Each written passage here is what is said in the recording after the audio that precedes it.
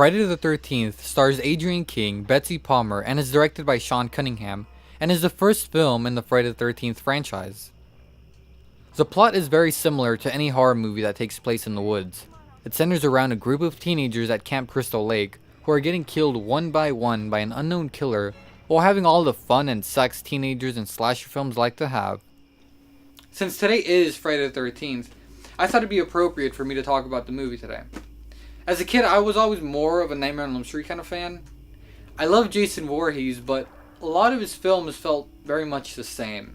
The only reason I didn't get tired of Nightmare on Elm Street was because of Freddy's personality and its dream sequences. That doesn't mean I hate Friday the 13th. I do like it. I think they're worth watching at least once. Plus, Jason is a badass. Real quick, if you don't know how the first Friday the 13th ends, I highly recommend you stop this video, go watch the film. Maybe come back, we can talk, I can tell you some cool things about the movie. Fun time. I might have popcorn. I don't know. Check the fridge. I don't keep it in the fridge. Anyways, I find this film to be a pretty good horror film.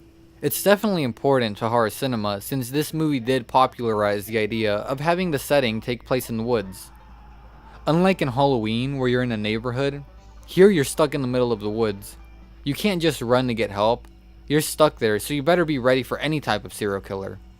The idea of having a crazy lunatic with a machete chasing you in the middle of the woods, where they can be hiding behind any tree, makes this film the more frightening. Horror films like Black Christmas and Halloween inspired the POV shots. What I like about these shots is that you know exactly where the murderer is. You can tell if they're near or far from your favorite character. This adds more suspense, in my opinion. For those of you that don't know, Pamela Voorhees is the killer here, not Jason. Well, I'm Mrs. Voorhees, an old friend of the Christies. Shame on you if you didn't know. Ghostface would have killed you by now. Listen, it was Jason. I saw that movie 20 goddamn times! Then you should know Jason's mother, Mrs. Voorhees, was the original killer. Jason didn't show up until the sequel. Jason Voorhees doesn't come into the series until the very end of the film, when he comes out of the water and drags Alice down into the lake with him. After that, he's in every single sequel. Quick fact, in Friday the 13th Part 2, Jason doesn't wear his famous hockey mask. Instead, he wears a potato bag over his head because the filmmakers were inspired by the 1976 film, The Town That Dreaded Sundown. It wasn't until Part 3 where he picks up the hockey mask and becomes a serial killer we all know and love. Anyways, does Jason's absence in the film mean that the film isn't as good? Not really. It kinda sucks at first because we're also used to seeing the hockey mask killer, but having Pamela Voorhees be the killer is what makes this film stand out from the rest. You never see her until the last 15 minutes of the movie. You always get a small glimpse or a shot of her walking away, but that's it. It does add to the suspense. The kills in the film are also pretty good. The special effects were done by the great Tom Savini, who just came out of Dawn of the Dead. Most of the effects hold up really well. Personally, my favorite kill is the Kevin Bacon scene. It's so kick-ass, look at that. As for the characters, honestly, I don't remember any of their names except for Alice and Pamela. Everyone else is very forgettable. They're either being assholes or having sex. You don't hate them, but you also don't care when they get killed. This is one of Kevin Bacon's earliest films, but even his character is unmemorable. He has a really cool death scene though. One role worth mentioning is Betsy Palmer as Pamela Voorhees. She does a phenomenal job at playing a crazy middle-aged woman with severe trauma. One second she's the sweetest lady you could ever meet, next minute she's trying to murder you. Don't let her live. I won't, Jason. I won't. Kill her, mommy! Kill her! The soundtrack is awesome. It's an iconic score. You just hear those whispers and you know exactly what's going on.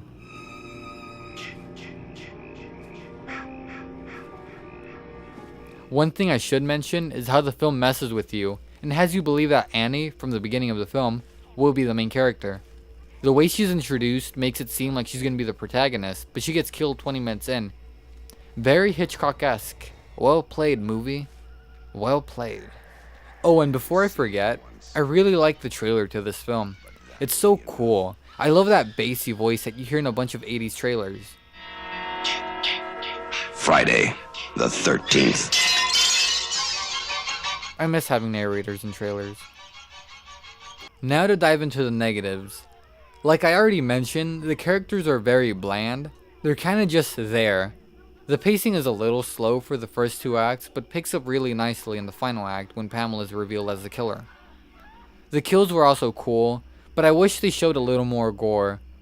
But then again, I'm a sick f***. I'm gonna give the film 5.3 out of 7 crazy moms. Yep. Okay, that's enough of my opinion. Let's dive into some facts.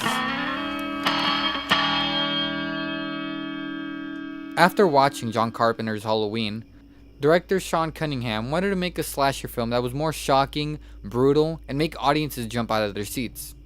The film started as nothing more than a working title, A Long Night at Camp Blood.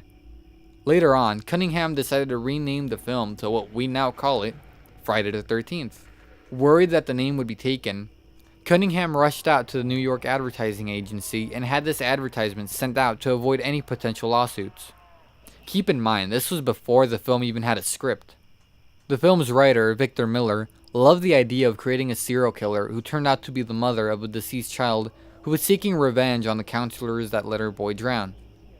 He never had any intentions for bringing back Jason, let alone any sequels. The ending for the film wasn't even put in the original script. It was Tom Savini's idea to have Jason come out in the end. He said, and I quote, "The whole reason for the cliffhanger at the end was I had just seen Carrie, so we thought that we needed a chair jumper like that, and I said, let's bring in Jason." So if anything, we have Tom Savini to thank for creating one of the most famous horror icons to exist. Bing Crosby's son, Harry Crosby, played the part of Bill. Even better. Bet you didn't see that coming, huh? Betsy Palmer was the second choice to play Mrs. Voorhees and thought the script to be a piece of shit, but agreed to do it because she needed to buy a new car. Betsy Palmer is a method actor, and during an interview, she was asked how she developed the character Mrs. Voorhees, to where she responded with Pamela, I began with a class ring that I remember reading in the script that she'd worn. Starting with that, I traced Pamela back to my own high school days in the early 1940s. So it's 1944, a very conservative time, and Pamela has a steady boyfriend. They have sex, which is very bad of course, and Pamela soon gets pregnant with Jason. The father takes off, and when Pamela tells her parents, they disown her because having babies out of wedlock isn't something that good girls do.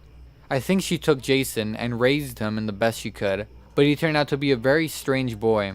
She took lots of odd jobs, and one of those jobs was a cook at a summer camp. Then Jason drowns, and her whole world collapses. What were the counselors doing instead of watching Jason?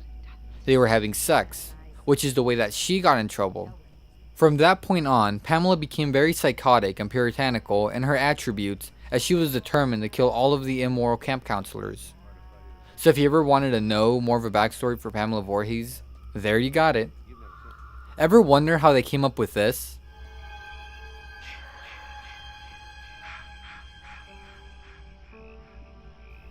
Well, director Sean Cunningham wanted there to be a musical cue whenever Mrs. Voorhees was around, but you couldn't see her, very much like the musical cue in Jaws. Originally, Cunningham wanted a chorus, but their low budget wouldn't allow it. After listening to a piece of music by this film composer, Harry Manfredini was inspired to recreate a similar sound because he liked the chorus.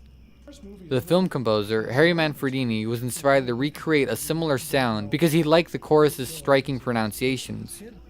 He made up the sounds by rhythmically saying the words, ki ki ki, ma ma ma, which stood for kill and mommy.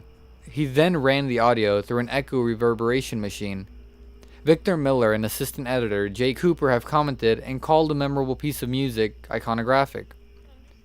Screenwriter Victor Miller originally named Jason's character Josh, but thought it was too nice sounding, so he changed the name to a high school bully of his named Jason. The movie was filmed at Camp Novi Bosco in New Jersey, and many of the cast and crew members stayed in nearby hotels during production. However, a few of the cast and crew did stay at the campsite. Tom Savini and Tasso N. Stavrakis had a Betamax VCR, and only a few movies which included Barbarella and Marathon Man. To keep themselves entertained, they would watch one of these films every night. Years later, Tom Savini says he can recite those movies by heart. Screenwriter Victor Miller admitted he purposely did write off the success of John Carpenter's Halloween, just like many horror writers. The scene with the snake was originally not in the script. It was Tom Savini's idea to add it in after having a similar experience with a snake that was in his cabin during filming. The snake was real and, yes, even its on-screen death. Poor snake. Supposedly, the snake's owner was off to the side crying. Willie Adams, who played a camp counselor in the beginning of the film, was also a crew member and for most of the production was behind camera, but stands out for being the first murder victim in the franchise. Movie critic Gene Siskel despised this movie and spoiled the ending in his review. Roger Ebert and Siskel ripped on the film in a special called The War on Women, which focused on misogynistic slasher films. Because of this, ticket sales on the film skyrocketed. Siskel and many Betsy Palmer fans were so outraged at her role in the film to the point where Siskel published her address and encouraged people to write and protest. Funny enough, he published the wrong address. The camp was closed during filming, so the cast and crew barely had any outside contact. They did have a loud neighbor who turned out to be a musician, Lou Reed, that owned a farm nearby. The cast got to watch Reed perform for them while they made the film, and hang out with them when they weren't filming. The reason why the blood in Kevin Bacon's death scene looked bubbly was because the tube for the blood didn't work, and since the cameras were already rolling, Stavrakis blew into the hose like crazy to get the blood out. If he didn't do this, it would have taken them several hours to reset the shot. For the first few weekends of the film's theatrical release, Tom Savini would go inside the theaters towards the last 5 minutes of the film to see the audience's reaction to Jason's appearance in the end. The franchise originally intended to have Alice be a recurring hero in the sequels, just like Laurie Strode in the Halloween series. But Adrienne King decided she wanted out when a fan of the original film started stalking her, so they killed her off very early in the sequel. And that's all the facts we have for today. I hope you found these interesting and maybe learned something new. Stay tuned for next week where we'll look at one of the grooviest films of the 80s. Until next time, don't forget to please be kind. Rewind.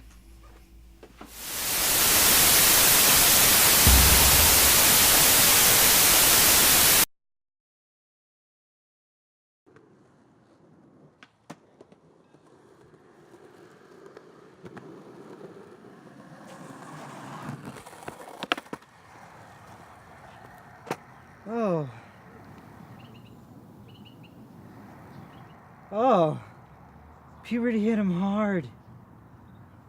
Okay, might as well just do it. Hey kid! Do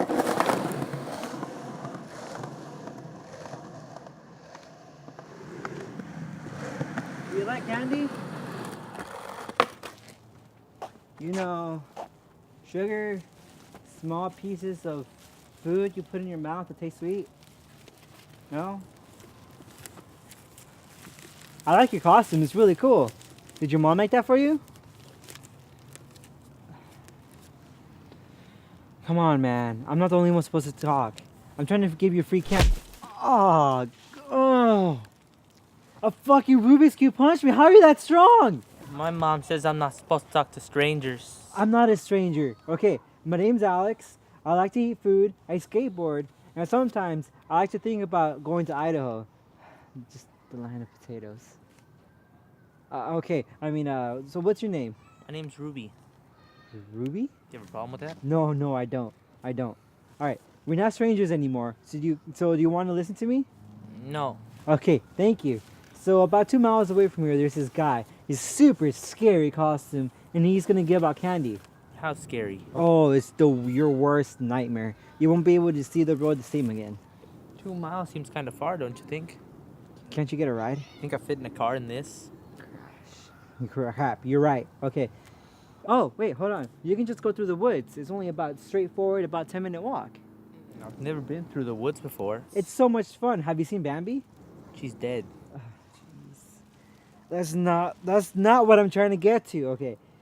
The point is, you're going to see a lot of fun little critters and the fun little animals. And they're really cute and adorable.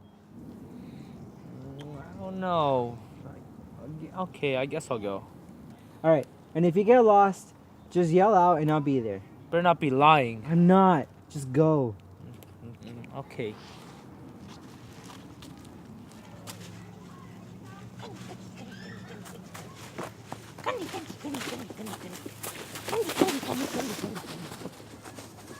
Okay. One down, the rest to go. Renee's gonna be so proud of me.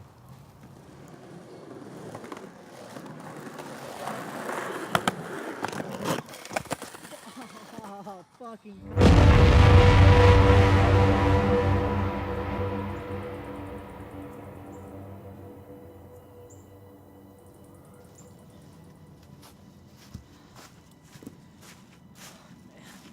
Alex! I can't find the house. I've been walking for an hour.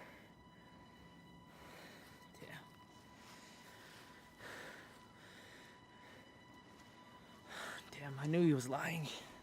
That's it, I'm calling my mom.